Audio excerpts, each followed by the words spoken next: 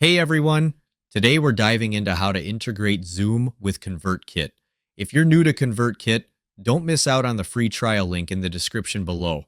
For those who are already set up, just log in and follow along. First up, you'll need to set up a Zapier account to connect ConvertKit with Zoom. Head over to the Zapier dashboard, click on Create, and then select Zaps. If you need any assistance, the Copilot is there to guide you. Select both ConvertKit and Zoom from the list of options and enter the required details on the right side of the screen.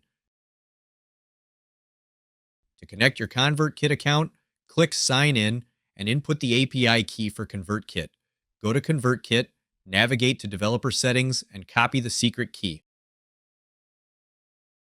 Once you paste it, click Yes, connect to ConvertKit, and you're all set. Repeat this process to log into your Zoom account. Provide your login details and your account will be linked. After that, configure your settings and click Publish and you're all set. I hope this video makes the process clear and easy for you. If you're looking to quickly grow your email list while also earning high-ticket commissions, I've got a free training program for you, linked in the description below.